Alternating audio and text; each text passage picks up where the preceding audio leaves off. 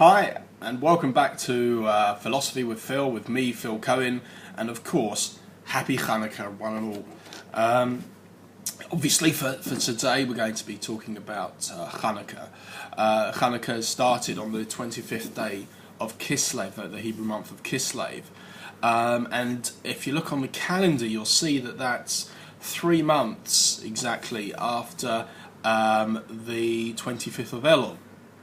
The significance of the 25th of Elul is that we believe that the world, that God started creation of the world on the 25th of Elul, culminating 6 days later with the creation of man on what we celebrate as Rosh Hashanah, as the Jewish New Year. And obviously the first thing that God created on the 25th of Elul was light. And that the significance of the 3 months, the gap, the development of that light across 3 months is seen in various places. Most notably, we see it in the birth, a bit left field this one, but we see it in the birth of Moses, in the beginning of the 2nd chapter of Exodus of Shemos, the Seder of Shemos. Where it says that the light that radiated from him, that his mother was unable to conceal the light that radiated from him after a period of 3 months. The light was so intense that she had to send him away and hide him. So we have this concept of a 3-month wait, or a 3-month development of light, if you like, beyond which it cannot be concealed anymore. Incidentally, with regards Moses, if you look at the calendar again, Moses is born on the 6th day of Adar, we believe. 3 months later brings you out to being Shavuos. So that celebration of the revelation of his light, and we see in the Torah that he was unable to conceal that light. He had to wear a mask ultimately later on in his life on that day, because the light was so intense. We have this idea that light cannot be concealed beyond 3 months. This, as I say, this is seen in other spheres as well. For example, a woman who's pregnant normally starts to show, well, she can't hide it anymore after 3 months. Normally you have a scan at 3 months. And various other spheres as well. But what I wanted to talk, there are 2 miracles that are associated with Chanukah, and it depends on where you look as to what miracle is given more emphasis. There is the military, if you like, miracle, the victory over the Assyrian Greeks, the Yevonim as they're called in Hebrew. Which, in honesty, yes, was a physical military victory, but more a case of a theological rebellion. Not forgetting, of course, that many of the Yevonim, many of the Greeks, the Hellenized Greeks that the Jews were fighting on, the Maccabees were fighting, were actually Jews. Who were trying to assimilate and trying to rebel. So there was the temporary the military victory, but to be honest with you, it was fairly temporary, and we see later, about 20 odd years later, they actually do sign a peace treaty with the Greeks. Funnily enough, that day happened with the General Nicanor on the day we celebrate as the Fast of Esther. But anyway, leaving that aside, that's the military victory.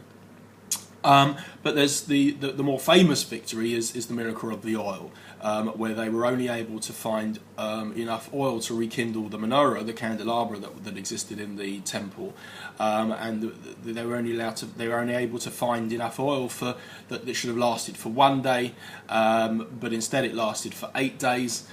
During that time, some say that they were able to press the oil and press fresh oil. Some say that it was not just that; it was that the priests, the Kohanim, the Maccabees were impure, needed 7 days to purify themselves through the process of what's called the red heifer, which was a process of purification.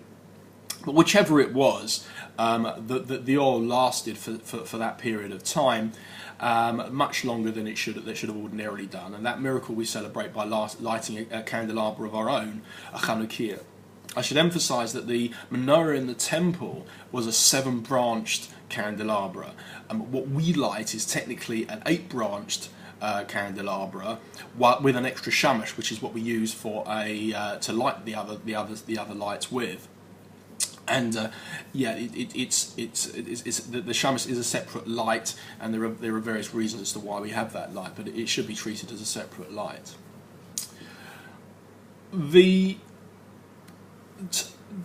I want to tie this in with the number 4, because we've spoken a lot about the number 4 in previous videos, and we see that the Maharal talks, the Maharal of Prague talks about 4 oppressions or 4 exiles that the Jews have undergone, and I'll show how the Chanukah story fits in with one of those 4. He begins by talking about the Babylonians. They were more an emotional type of power that they tried to subjugate the world with. They sought honour. It's quite an abstract kind of concept, but they just wanted dominance and supremacy. Then followed the Persians, who are noted for the material, the opulence, the financial dominance. We see this in the Purim story, for example, where the lavish banquets that Ahasuerus lays out with precious stones and fine food and gold goblets and so on. For them, it's a physical, a much more tangible kind of oppression.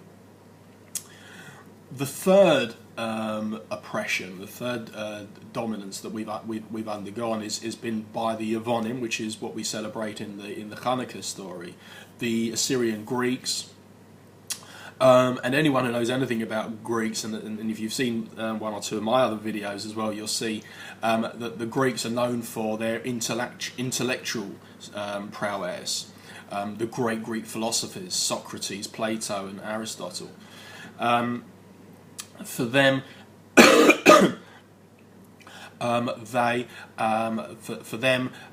they sought to dominate the world through their theology. I've spoken about this when we spoke for the Seder of Bilam and Bilam's donkey, how Bilam's donkey is called Aton, Athens, how Athens gave the world rationalism and various other branches of philosophy as well. Finally, we have the Romans, the fourth exile that we've undertaken, which in many ways is what we're still undergoing at the moment. The Romans, as is called in tradition, Edom, which was a descendant of Esau. They combined all 3 of those and just imposed by brute force their supremacy. And we see many stories of their debauchery and their physical force, but also their intellect as well. They sought to impose a theology on the rest of the world. That theology became Christianity, and I'll talk about that in a couple of other videos coming up. But they sort of combined those 3 others of the Babylonians, the Persians, and the Assyrian Greeks.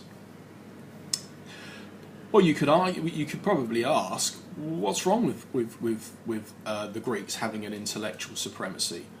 Surely that's something we emphasise in our Torah. We look to develop ourselves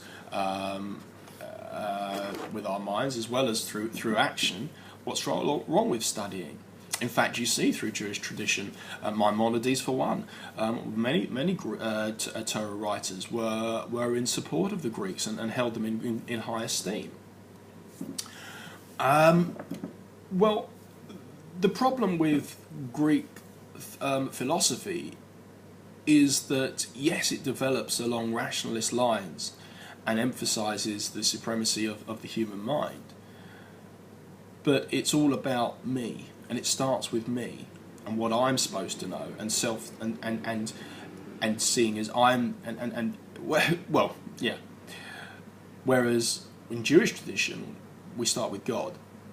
as we say in our morning prayers, Reishis Chochma Yiras Hashem. The beginning of wisdom is knowledge of God and the fear of God. And from there, we work outwards from there. For us, our intellectual pursuits are there to understand God. And we can do that in various ways. Yes, we can do that through Torah learning.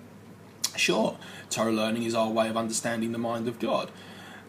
But also we can do it through looking at nature and the beauty of nature and seeing how God has expressed himself or is present in the wonderful complexities of nature. We can see that in the study of history and how God's hand of providence has worked through history. So we can see that in other ways, but it's all about finding out God. It's not about us imposing our own opinions and our own subjective thoughts on what we observe. It's about us understanding it from God's perspective and trying to use it as a way of understanding God better. Just to finish up with a thought from the Sfas Emes, the Gera Rebbe. He compares two types of light. Chanukah is all about light. It's the festival of light.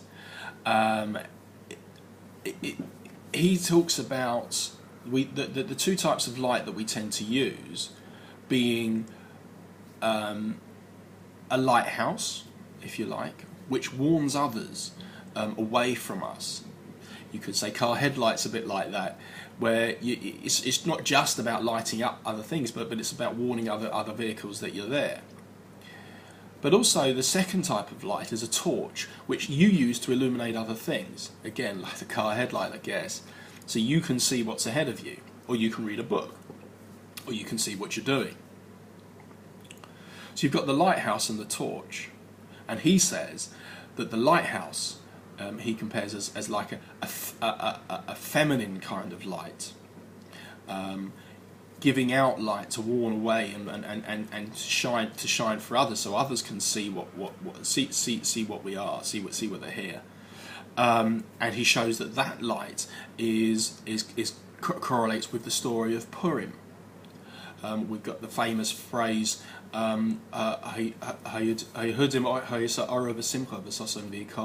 that we say in the Havdalah ceremony at the end of Shabbos, that the Jews had light and simcha.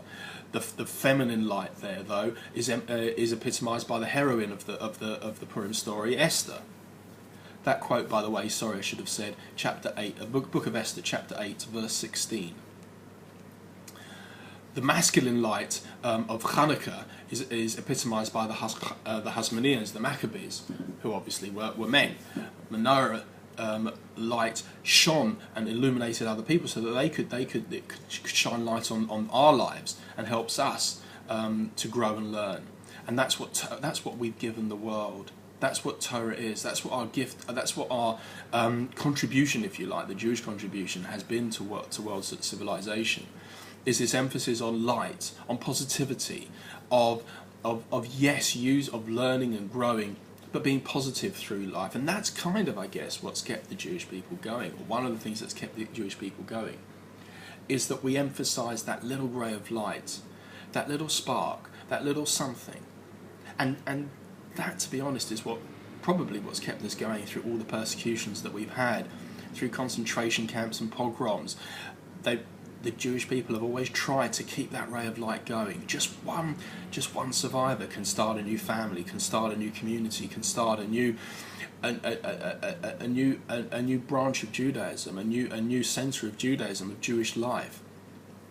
Keeping going, shining that light from one to the next, passing it on, is what Judaism is all about. And it's about positivity. It's not getting bogged down in the history, not getting bogged down in the past and the negativity that's gone before. It's about not in a sort of arrogant kind of way. We don't go seek out to proselytize other people. That's what's unique about Judaism, I would say, is that we don't seek to convert others, but to just keep going ourselves and keep that relationship with our Maker. I wish you a happy Chanukah once again. Hope you have a great Yom Tov, a great festival, and all being well, there'll be 2 more videos coming up on Christmas and Christianity. Bye now.